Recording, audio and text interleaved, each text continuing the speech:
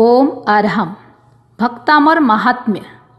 जहाँ जीवन है वहाँ उतार चढ़ाव आते रहते हैं, परिस्थितियाँ आती रहती है।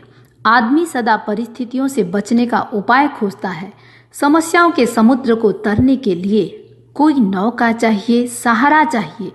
सहारा के लिए आचार्यों ने स्तोत्र को आलंबन बनाया। समस्याएं चाहे ग्रहकृत हो, मनुष्यकृत हो, परिस्थितिकृत अथवा मनोवृत्तिकृत हो, मंत्र और स्तोत्रों से बाधाओं को मिटाया जा सकता है।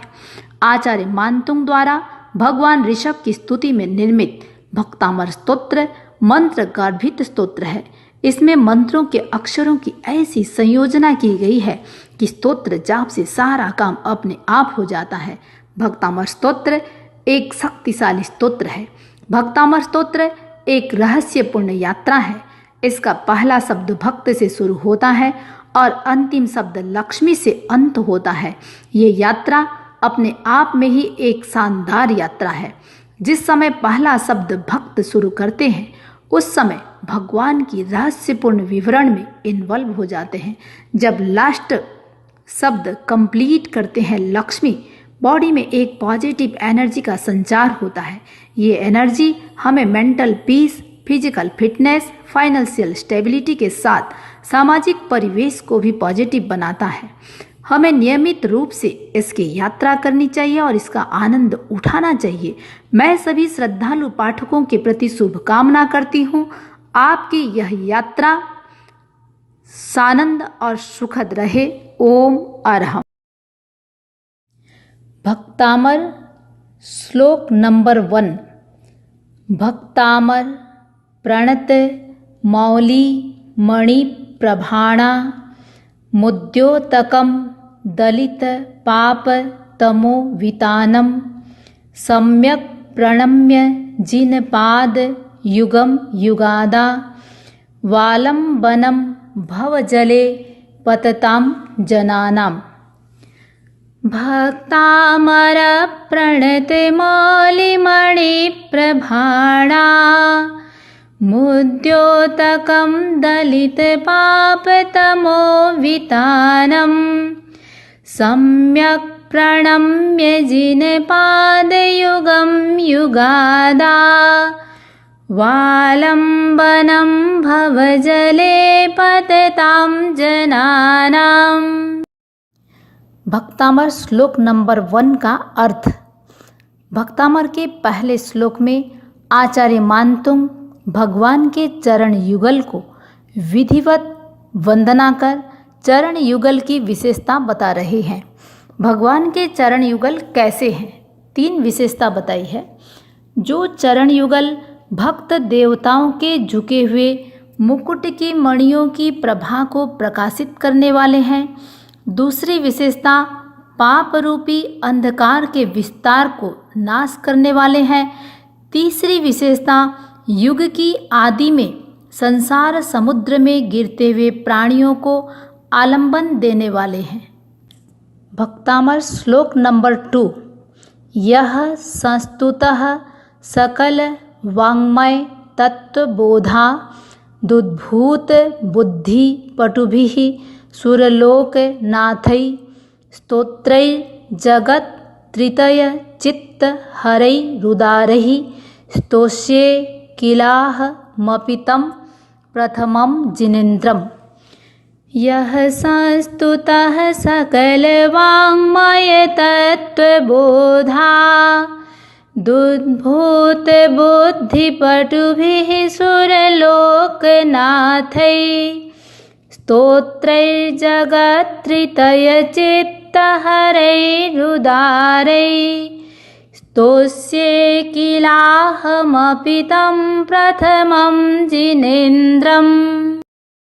श्लोक नंबर 2 का अर्थ। दूसरे श्लोक में आचार्य मानतुंग स्तुति का संकल्प कर रहे हैं। मैं भी स्तुति करूँगा। मैं भी इसलिए क्योंकि आचार्य कह रहे हैं मेरे से पहले बहुतों ने आपकी स्तुति की है। स्वयं इंद्र ने भी आपकी स्तुति की है। संपूर्ण वाङ्मय के तत्व ज्ञान से उत्पन्न बुद्धि से पटु इंद्रों के द्वारा तीनों जगत के चित्त को हरण करने वाले विशाल स्तोत्रों से जिसकी स्तुति की गई है, उस प्रथम तीर्थंकर भगवान ऋषभ की मैं भी स्तुति करूँगा। भक्तामर श्लोक नंबर 3। बुद्ध्या विनापि विबुधार्चित पाद पीठ स्तोतुम समुद्यत मतिर विगत त्रपोहम बालम विहाय जल संस्थित मिंदु बिंब मन्यः क इच्छति जनः सहसा ग्रहीतुम्। बुद्ध्या विनापि विबुधार्चित पादपीठ स्तोतुं समुद्यत मतिर्विगतत्रपोहम् बालं विहाय जलसंस्थितमिन्दुबिम्ब मन्यः क इच्छति जनः सहसा ग्रहीतुम्। भक्तामर स्तोत्र तीसरे श्लोक का अर्थ। आचार्य मानतुंग ने संकल्प किया, मैं भगवान आदिनाथ की स्तुति करूँगा। अब अपनी क्षमता और शक्ति पर विचार किया तो कुछ विकल्प उठे जो तीसरे श्लोक में लिख रहे हैं। देवताओं द्वारा अर्पित पाद पीठ वाले प्रभु, बुद्धि रहित होकर भी मेरी मति आपकी स्तुति करने के लिए उद्यत हो रही है। इसका हेतु है मेरा संकोच शून्य भाव अथवा साहस। जल में स्थित चंद्रमा के बिंब को बच्चे के सिवाय कौन दूसरा व्यक्ति पकड़ने की इच्छा करता है, यानी मैं आपके समक्ष बालक ही हूँ। भक्तामर स्तोत्र श्लोक नंबर 4। वक्तुम गुणान गुण समुद्र शशांक कांतान कस्ते क्षमः सुरगुरु प्रतिमोपि बुद्ध्या कल्पान्ते काल पवनोद्धत नक्र चक्रम कोवा तरी तुमल मम्बुनिधिं भुजाभ्याम। वक्तुं गुणान् गुणसमुद्र शशांक कांतान् कस्ते क्षमः सुरगुरु प्रतिमोपि बुद्ध्या कल्पान्ते काले पवनोद्धत नक्रचक्रम् को वा तरितुमलमम्बुनिधिं भुजाभ्याम्। आचार्य मानतुंग के मन में निराशा नहीं है। वे अपनी अशक्यता का अंकन करना चाहते हैं। इसलिए चौथे श्लोक में आचार्य मानतुंग कहते हैं, मैं आपकी स्तुति नहीं कर सकता, किंतु और कौन है जो ऐसा कर सकता है। जो बृहस्पति के समान बुद्धि वाला है, वह भी अगर कह दे कि मैं भगवान की स्तुति करने में सक्षम हूँ तो मैं हार मानकर बैठ जाऊँगा। पर क्या ऐसा कोई कहने में समर्थ है? क्या कोई अपनी 2 भुजाओं से समुद्र को तैरकर पार कर सकता है? वह भी ऐसा समुद्र जिसमें प्रलय काल जैसे भयानक बवंडर और लहरें उठ रही हो, जिसमें भयंकर मगरमच्छ आदि जलचर हों, उसे तैरना असंभव है। इस स्थिति में मुझ जैसे छोटे प्राणी के लिए चिंता ही क्या है। जब बड़े से बड़ा व्यक्ति भी आपकी स्तुति करने में सक्षम नहीं है, तब फिर मेरी अक्षमता का प्रश्न ही क्या। मैं तो नगण्य हूँ। भक्तामर स्तोत्र श्लोक नंबर 5। सोहम तथापि तव भक्ति वशान मुनीस कर्तुम स्तवम विगत शक्ति रपि प्रवृत्तः प्रीत्यात्म वीर्य मविचार्य मृगो मृगेन्द्रम नाभ्येति किम निज शिशोः परिपालनार्थम। सोहम तथापि तव भक्तिवशान् मुनीस कर्तुं स्तवं विगतशक्तिरपि प्रवृत्तः प्रीत्यात्मवीर्यमविचार्य मृगो मृगेन्द्रं नाभ्येति किं निजशिशोः परिपालनार्थम। आचार्य मानतुंग जब तक बुद्धि के परिप्रेक्ष्य में देखते रहे तब तक उन्हें ऐसा लगा अब इस स्तुति के उपक्रम से हट जाना चाहिए, किंतु जब संवेग का पक्ष प्रबल होकर सामने आया तो चिंतन की धारा बदल गई। आचार्य मानतुंग 5वें श्लोक में कह रहे हैं, हे मुनीश, गुणोत्कीर्तन में शक्ति रहित होते हुए भी मैं आपकी स्तुति के वशीभूत होने के कारण स्तवना करने के लिए प्रवृत्त हुआ हूँ। सिंह किसी मृग शावक पर आक्रमण कर देता है तो सिंह की तुलना में शक्ति के दृष्टि से मृगी कमजोर होते हुए भी अपने शिशु की परिपालना के लिए क्या सिंह का मुकाबला नहीं करती है। प्रेम का संवेग इतना प्रबल बन जाता है कि भय उसके नीचे दब जाता है। मेरी भी स्तुति का कारण भक्ति की प्रबलता। भक्तामर स्तोत्र श्लोक नंबर 6। अल्पश्रुतं श्रुतवतां परिहासधाम त्वद्भक्तिरेव मुखरी कुरुते बलान् माम् यत्को किल मधौ मधुरं विरौति तच्चारु चाम्र कलिका निकरैक हेतु। अल्पश्रुतं श्रुतवतां परिहासधाम त्वद्भक्तिरेव मुखरी कुरुते बलान् माम् यत्को किल मधौ मधुरं विरौति तच्चारु चाम्रकलिका निकरैक हेतु। 6 श्लोक का अर्थ आचार्य मानतुंग कह रहे हैं, मैं अल्प श्रुत वाला हूँ और विद्वानों के उपहास का पात्र हूँ। तुम्हारी भक्ति ही मुझे बलपूर्वक मुखर कर रही है। बसंत ऋतु में कोयल मधुर बोलती है, उसका हेतु है आम के सुंदर मंजरी का समूह। भक्तामर स्तोत्र श्लोक नंबर 7। त्वत्संस्तवेन भव संतति सन्निबद्धं पापं क्षणात् क्षय मुपैति शरीर भाजाम आक्रांत लोक मलि नील मशेष मासु सूर्यां सुभिन्न मिव सार्वर मंधकारम।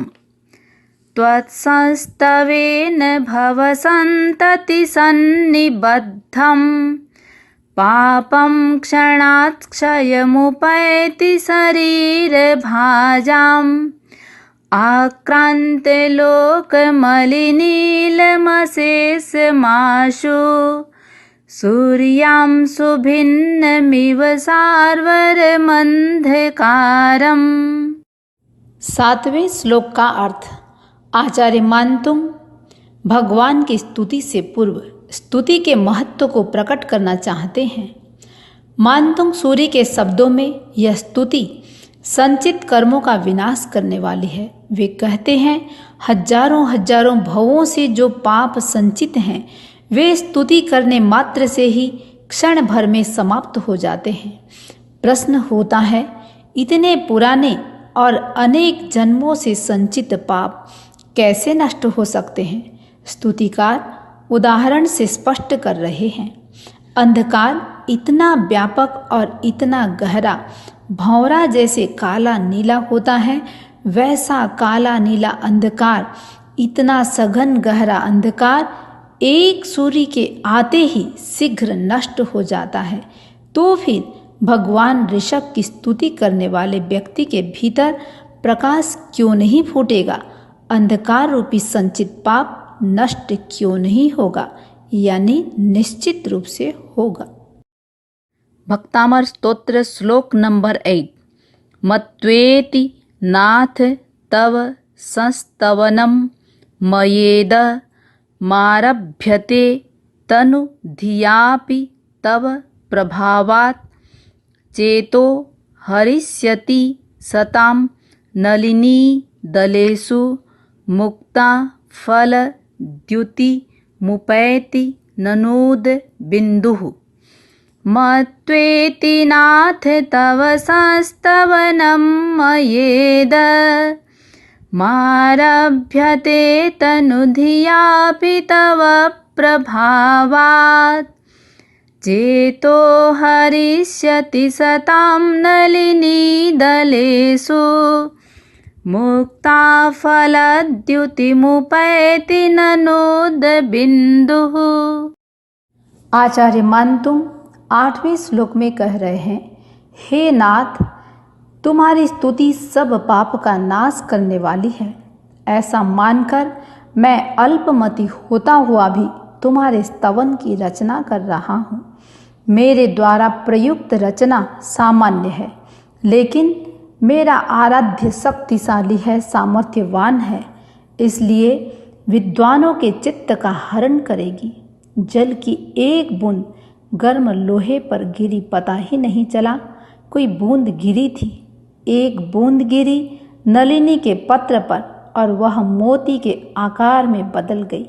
यह है संसर्ग का प्रभाव। भक्तामर स्तोत्र श्लोक नंबर 9। आस्ताम तव स्तवन मस्त समस्त दोषम त्वत् सं कथापि जगताम दुरितानि हन्ति दूरे सहस्र किरणः कुरुते प्रभैव पद्माकरेषु जलजानि विकास भंजी। आस्तां तव स्तवनमस्त समस्त दोषं त्वत्संकथापि जगतां दुरितानि हन्ति दूरे सहस्रकिरणः कुरुते प्रभैव पद्माकरेषु जलजानि विकास भंजी। 9वें श्लोक में आचार्य मानतुम कह रहे हैं, समस्त दोषों को नाश करने वाली आपकी स्तुति तो बहुत बड़ी बात है। आपके विषय में बातचीत भी प्राणियों के पापों को नष्ट करती है। उदाहरण से समझा रहे हैं, सूरज धरती से अनंत ऊंचाई पर है, उसकी एक नन्ही सी किरण सरोवर में स्थित हजारों लाखों कमलों को विकसित कर देती है। वैसे ही आपका स्तवन सूर्य के समान है। भक्तामर स्तोत्र श्लोक नंबर 10।